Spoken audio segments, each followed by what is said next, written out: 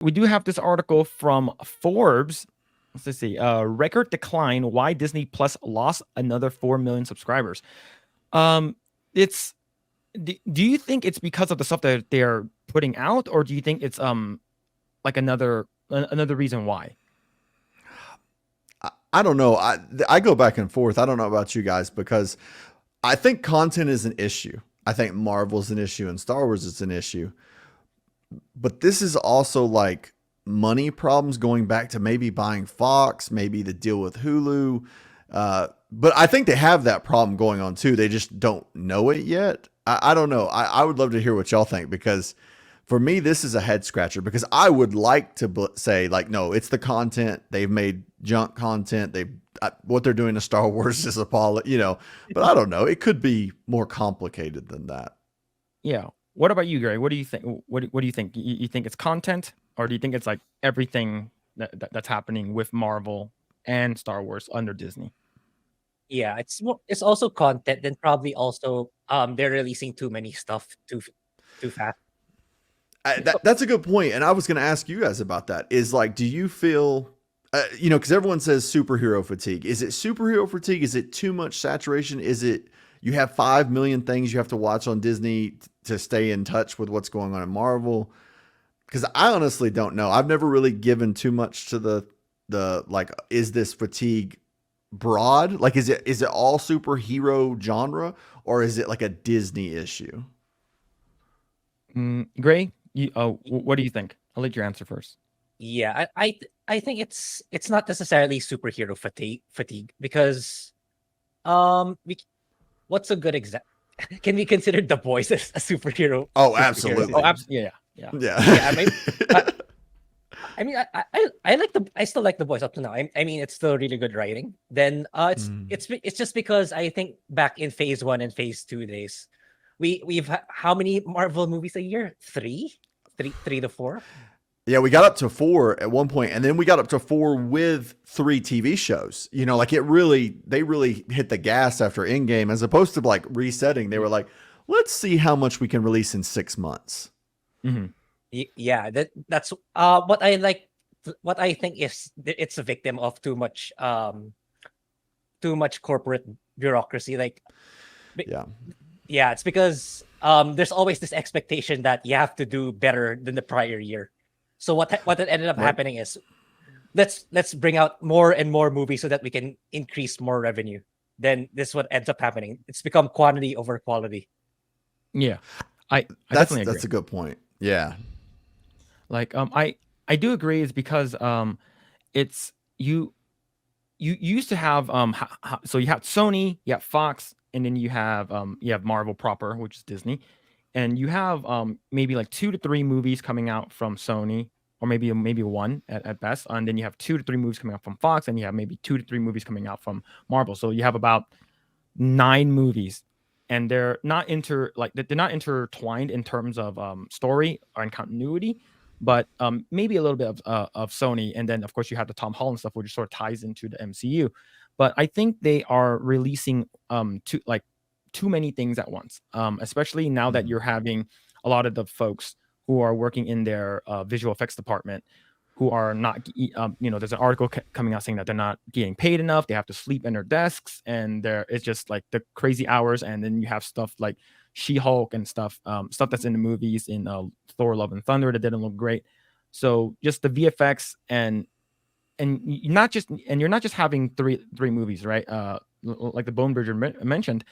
You're also having 3 TV shows as well. So like all your assets from that maybe like 500 million pile, it's deviated into 6 or 7 things versus 3. Yeah, and you're also separating writers too.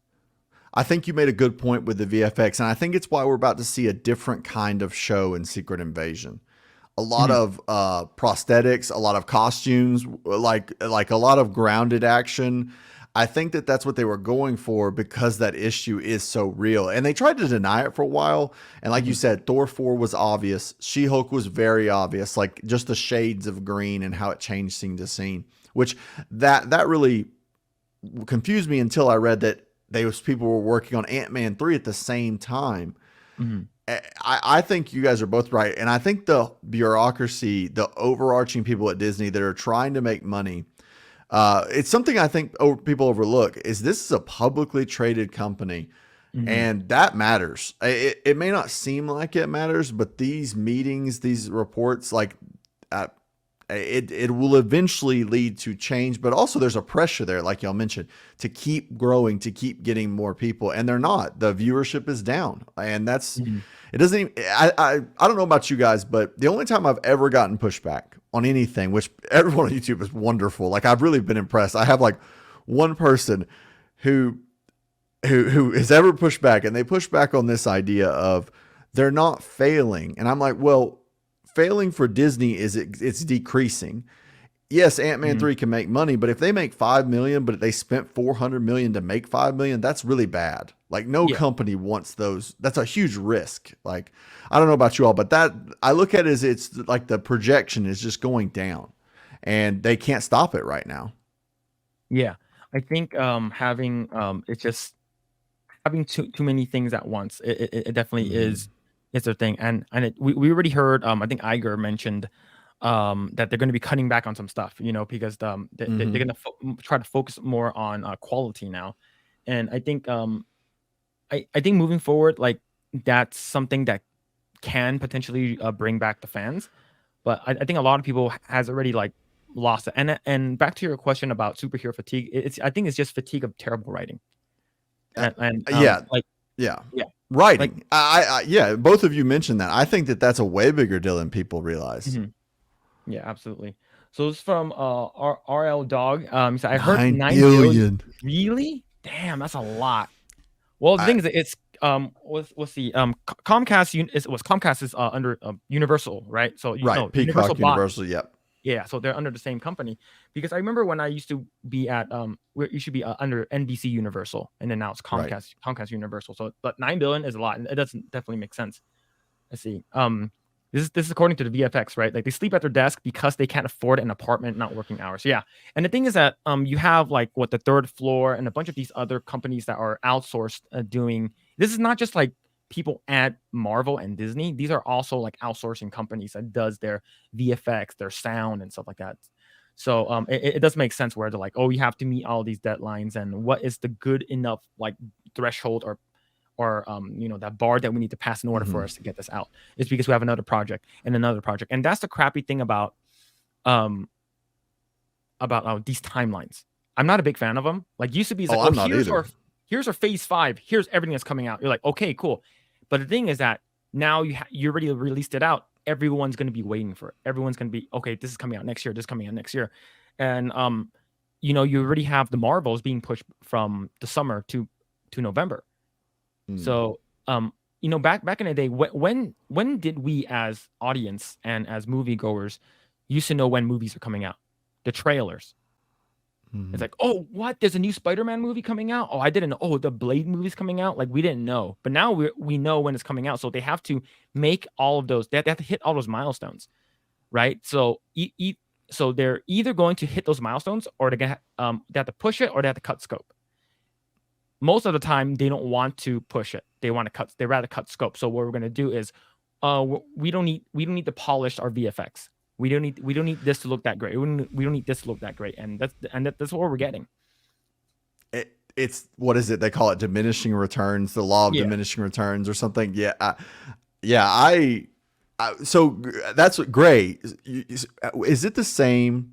Like, have you noticed like a change in people talking, like, cause you're in the Philippines, and I'm just wondering, like, has there been a change in how people look at things like Marvel?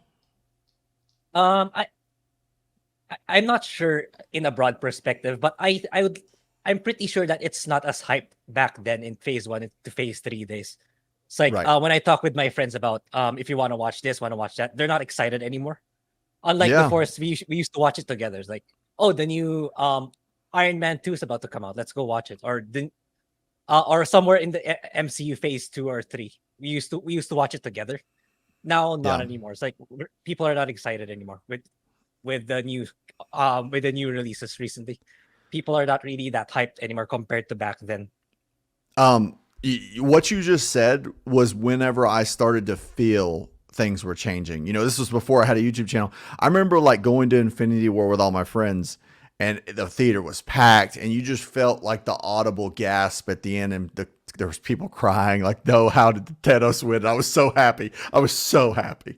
But like, you know, before Marvel movies, there was this excitement on opening night. And Thor 4, I even remember the excitement before the movie on opening night. But at the end of the movie, it was quiet. And then Black Panther 2, it was quiet and not as many people. Ant-Man 3 was not as many people. And then Guardians. The theater I go to is huge. I go to the IMAX screen. I go to the primetime, you know, screening just to go with the people. And there was 10 people. I was like, what is happening to Marvel? But I think y'all are right. The excitement factor is way down. And I think maybe that's a combination of oversaturation, bad writing. People, when you let people down, Eternals was it for me. That movie just like deflated me. Like I was like, what am I watching? Because, you know, Black Widow, I knew wasn't going to be great. Like it was not a good time to release that movie. So I gave them some slack. You just had Endgame, like give them some slack. But yeah, that one, I should have started a YouTube channel that night, but I would have got banned from just yelling and yelling over and over. That's awesome. All right, let's go ahead and read this article. Maybe you can read a paragraph or two. Disney is dealing with a lot right now. Between the turf war with Florida Governor Ron DeSantis, the writer's strike, and company-wide layoffs that will reach 7,000 worldwide. Add that another concern, the continued subscriber declines for streaming service Disney Plus.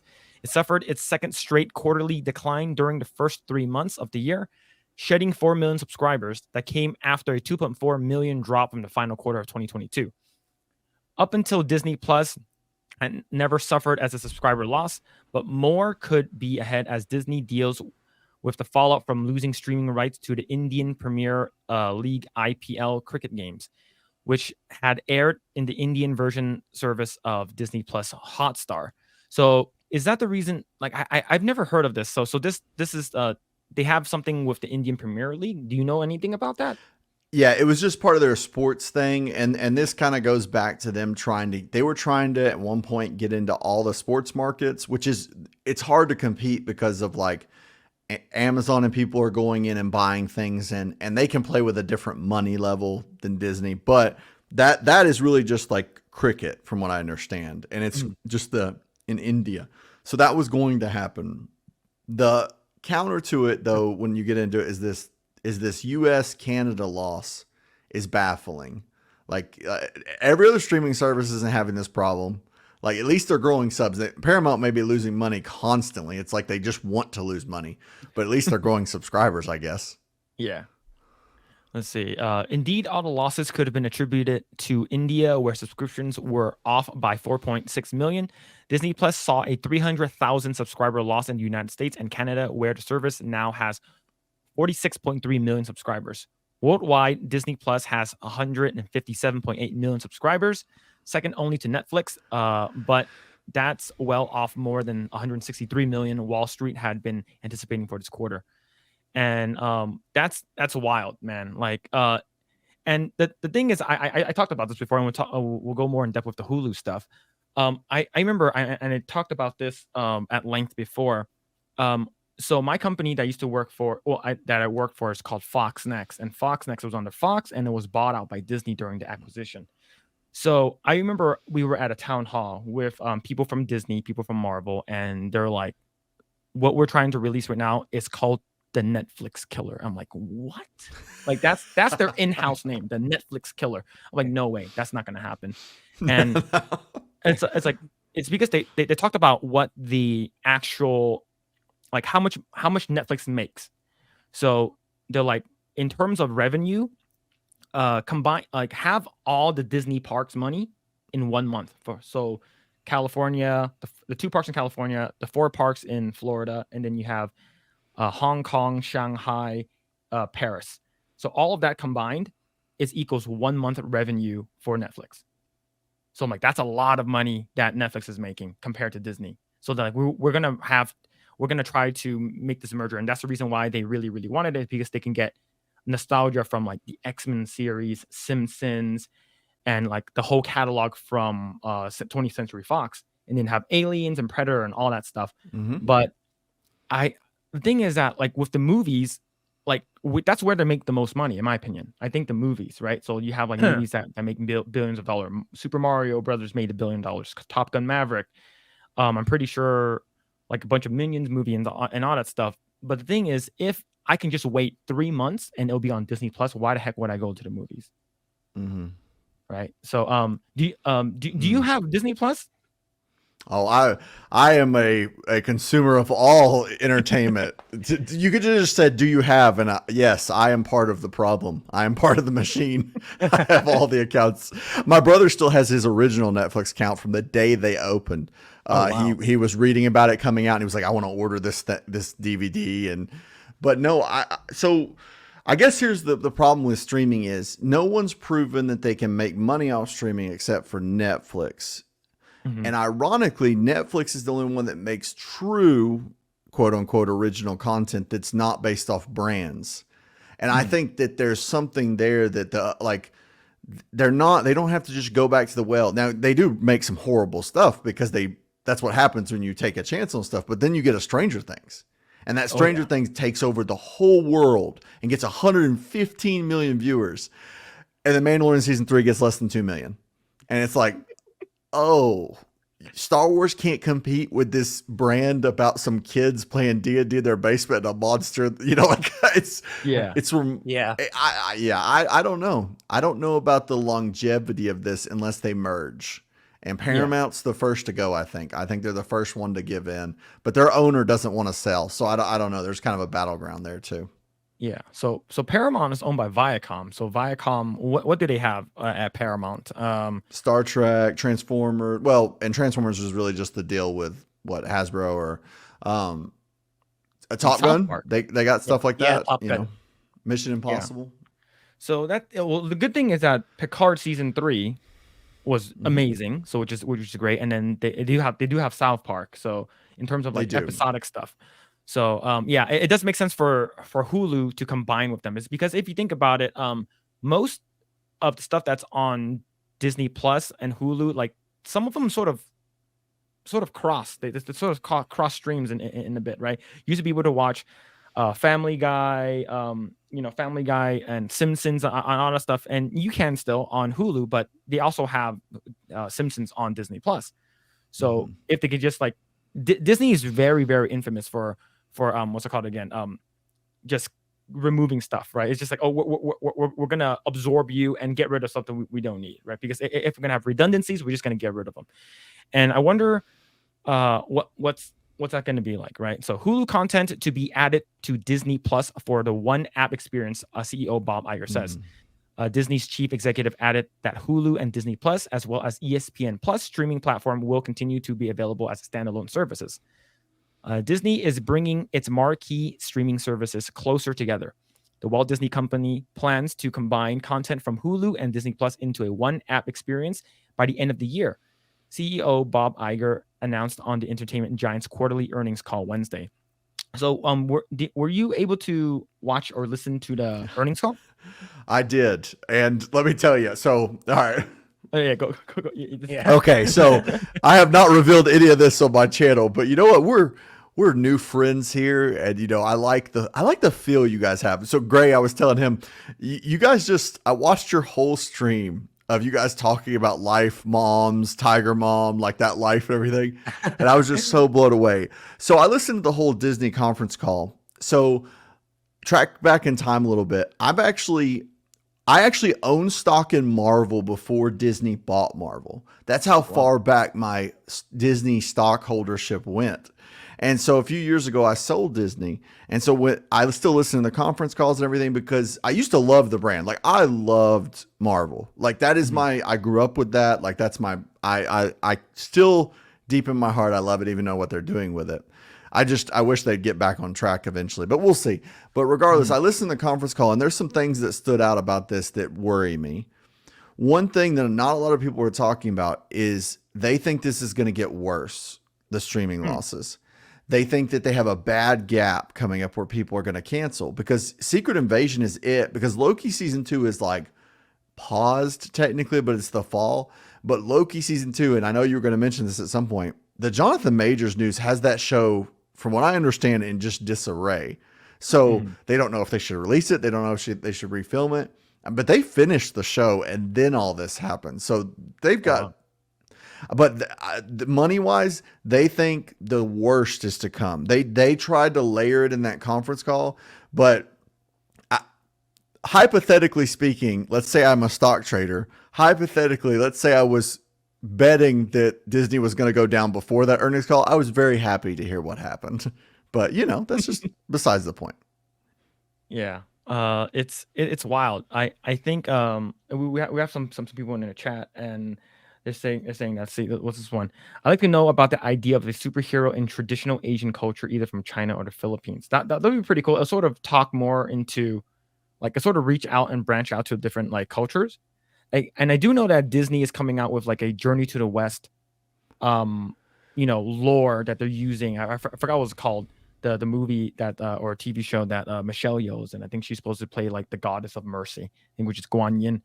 And we do know that they're trying to lean into different cultures, right? Like you do have Moana, you have you already have Raya, and then you have Shang-Chi. So in terms of that, so if they can, they can probably draw more, is because like it will be I know a lot of people, especially Filipino, like Filipino people, they love the Philippine pride, the Pinoy pride. It's very, very strong with that culture. Like my wife would tell me all the time. But yeah, let's see. From Dave. Yo, what's going on, Dave? How's it going, man? In general, the studios lock in their release date about a year prior to the movie coming out, so they have a slot in the market. Other studios will then jockey around the tentpole movies. Yeah, right. So speaking of that, like we do have like Guardians of the Galaxy. I believe they have like one more. I think they're hoping for one more week of like revenue. Is because what's the next big movie that's coming out? Fast X. And Fast the X Rock's, coming out. there's some Rock news that came out. So now there's the hype is like. Thanks for checking out this segment of the Project Eggroll podcast. If you like what we do here, please like, share, subscribe, hit the notification bell, and you will know next time when we go live. We do go live every Saturday at 8 p.m. Once again, we are just getting started. Tons of more video to come. Thanks, and we'll see you guys next time.